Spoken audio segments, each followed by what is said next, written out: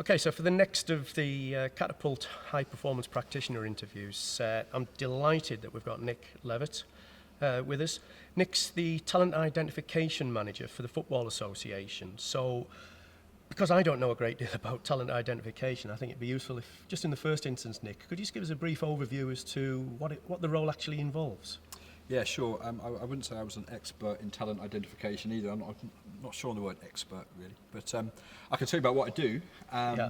So the role at the moment really is a couple of areas. One is around supporting the department with the selection of players for international teams.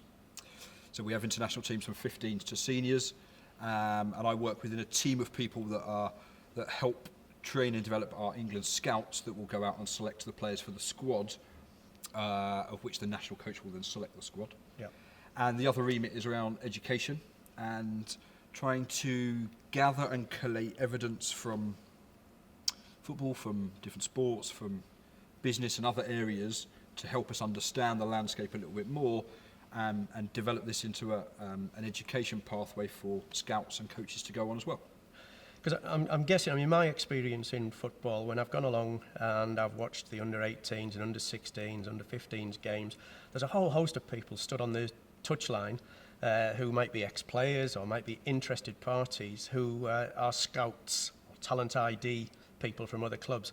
I'm guessing the whole sort of talent identification landscape is evolving, and there's much more to it now than just stood on a sideline watching a game, for example.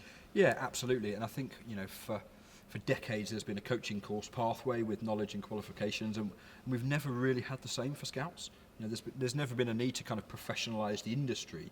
So that's really what the hope of this is. And yeah, it's a lot more to it than just standing on the side watching a game now. And what we're trying to do through this education process is help people understand the soft skills and building relationships and communication skills, and understanding your own personal unconscious bias that might influence the way you view things, as well as understanding a little bit about talent and a little bit about the rules and regs that you have to operate in. And I'm guessing, I suppose, going back to this this view that I've got of this one person stood on the line, and you mentioned there this unconscious bias, certainly people will go to a game, and I'm guessing they're looking for specific things, generally speaking, and an awful lot of players potentially could slip through the net. Well, typically the things that they look for are the traits that they value highly. So if you were a hard-working centre midfielder, you will value the hard-working centre midfielders above the tippy-tappy winger that plays out wide, because it's a trait of human beings, effectively. We like people like us. Yeah. So that's part of the education process, that recognise your own bias and understand the impact that has when you're viewing a game and you're watching a group of kids playing. And you're right, yeah, I think a lot of those kids might have been missed because we've applied our own view of the world. And we had one of our England scouts, he's a teacher, always got a crisp white shirt on, very structured and logical and organised. Went to watch a game, 17-year-old centre forward. He'd been sent to watch by the first team manager. And he's turned up at the game, and the forward has got into a bit of a fight with their centre half in the first half. In the second half, he's had a row with the referee, and then he's had a row with his own teammates. Then he got the ball, beat 4 players, hit the post. Flashes of stuff. And he got back into the car after the game, and he phoned the manager and he said, "No, not for us. Attitude's a nightmare. It's all over the place." And what he'd done is he'd applied his model and view of values and beliefs on the world, and he missed Stan Collymore, purely because he didn't align with what he thought a model professional should look like. And he said that was a real eye-opener for him around his own bias and beliefs, and you end up missing a top-quality player. So the role that you've taken on then, obviously, is with the national governing body, with the FA, and understandably what you're hoping to do is to influence talent identification throughout and all the way down. And is it a kind of a top-down approach that you're taking? So try and get, if you like, the FA's house in order to influence what goes on at a club level? Yeah, I think we need to do both. And I think so I lead on the foundation phase as my area of expertise. So I'm very much at the bottom with the little uns, but also working in with the grassroots as well. I think the professional game select their players from a sample, because there's already a bias in grassroots, because somebody's mum or dad has said, right, Chris, you're in or you're out. And it's often based on whether you're bigger, stronger, faster, and you can help me win a game, and you will probably get more game time. So professional clubs are already picking from a bit of a bias, so we're starting to educate the grassroots game about making sure every kid gets on the pitch and equal game time and rotating positions and all the things that will probably then help a professional club by the time they get into that pathway. But equally, I think you're right, we have to make sure that we are cutting edge and leading in terms of what we do at the national level. And that's some of the work that we're doing around helping our talent reporters understand some of the psychosocial traits, being able to recognise these in the game, because if we think from evidence that these are important, we need to make sure that we know what we're talking about, rather than just the technical, tactical, physical things that you can see where people, certainly football people, seem to be a lot more comfortable. So yeah, it has to be both ends and make sure that we raise the standards of the industry across the whole. And you're saying that your principal area of focus is the foundation phase, which, as we know, it seems that the age at which kids are getting signed up by clubs is becoming younger and younger. And I'm aware of clubs that have 6-year-olds and 7-year-olds attached to them. Can you realistically spot potential in a kid of that age? Are the telltale signs there that would discriminate between that kid and the rest of his cohort at 6 or 7 years of age? So somebody said to me, there was a head of recruitment at a club, that I could tell you a professional player at 7. I could tell you who a liar is. And how many, but then I'm also interested in how many they get wrong. Yeah. Because they never tell you that bit. Oh, well, I saw whoever it is at 7 and I knew they were going to be a pro. Right, now how many other people have you said that about that you got wrong? No, you can't. No. The fact that they're playing football probably gives them a little bit of an advantage over somebody that perhaps likes poetry and no interest in sport, that they're actually there doing it. No, I think the biggest thing that we're kind of encouraging clubs is to keep the base as broad as possible, as long as possible. Make sure kids are having fun with their mates. Make sure they keep coming back. You've probably got a better chance if they keep coming back than if they don't. So that's what we're really trying to educate people with, but it's incredibly difficult to tell. And I suppose, and maybe being a little bit controversial, I guess that an awful lot of this, recruiting kids in at an earlier and earlier age, is actually born out of fear from clubs who possibly are located in environments where there may be 3 or 4 other clubs that can recruit that same kid. So rather than actually looking at it from the point of view of recruiting somebody who may develop, it's purely and simply in the first instance just to prevent that kid going somewhere else where they may flourish. Absolutely right. It's a competitive industry, and I've certainly been in and around it when people have said, well, if we don't sign him, they will down the road. Yeah. I'm like, well, we've only seen the kid for 2 weeks. We don't know anything about him. Well, we've got to do it. Really? And again, I don't think we reflect back on those to see what ones we got right and which ones we got wrong. How many snapshot decisions actually became the right ones? But the younger you go, you're going to have to accept you're going to make a lot more mistakes.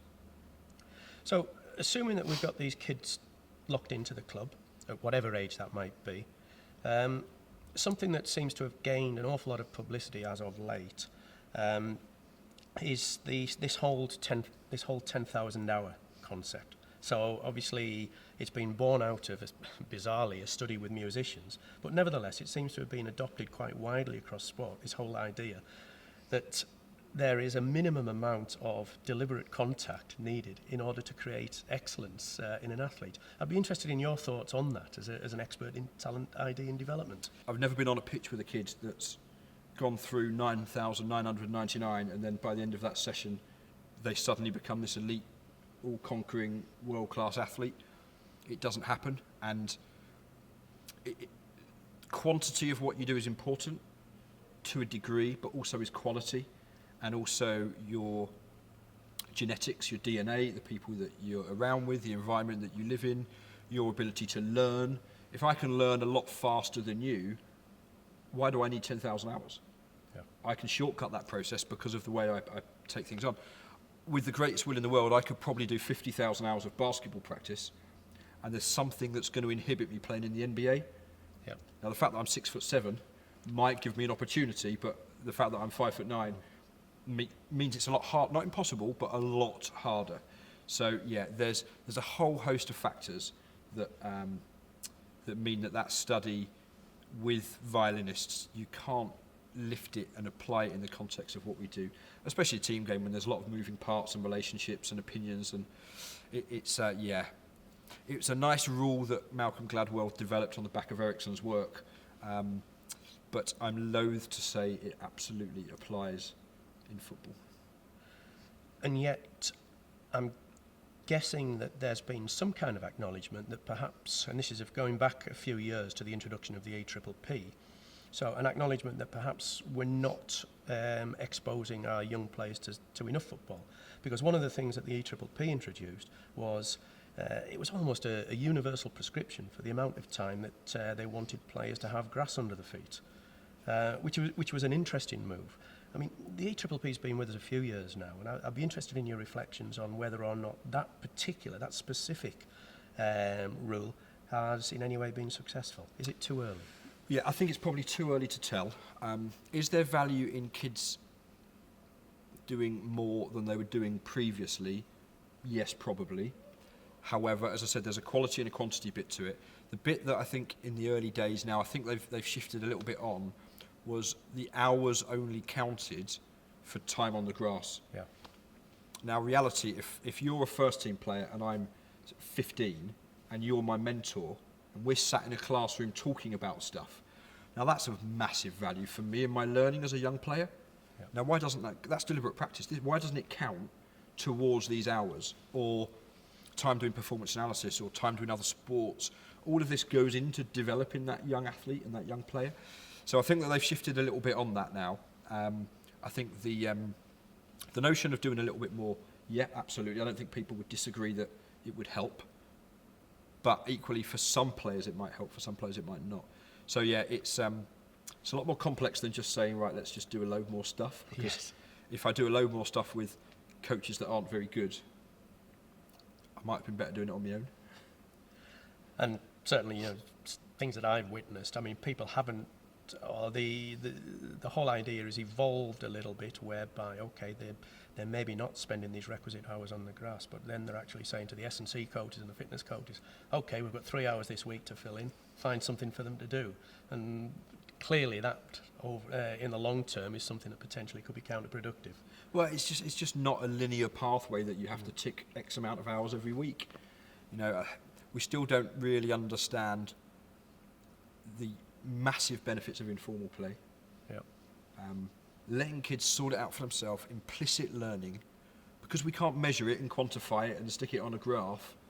Actually, it's hugely important for kids. Hugely important, just for the social outcomes of them sorting it out amongst themselves and conflict resolution. And that was a goal. No, it hit the post, and no, it come off the tree and went in.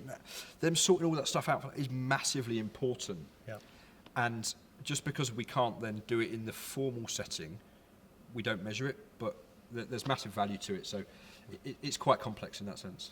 It's a pretty big responsibility that you've taken on, in the sense that you are now the leader for the Football Association, the principal sport in the United Kingdom, in terms of the identification, providing mechanisms for identification and development of talent.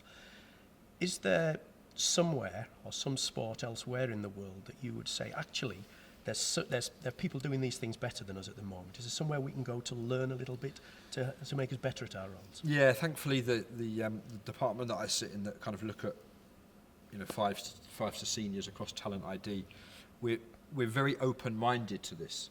Now the challenge that we've got at the moment is everybody's coming to us, because there's no talent ID pathway of courses, certainly to the extent that we've got level 1's almost there, level 2's running, level 4's running, level 5's well on the way for technical directors. Yeah. So not many people have this depth of knowledge around talent ID that we do, but it's about making sure that we are open-minded. So last week I was at the Brit School looking at what they do there in terms of the talent that they turn out. So if you looked at one class in the Brit School that had Adele, Leona Lewis, Jessie J, 80 million albums sold worldwide, there'd be a pretty high-performing academy in football terms. So I think it's making sure that we're open-minded to go and learn lessons from those kind of people, as well as other sports where we can. Rugby do a lot of great stuff.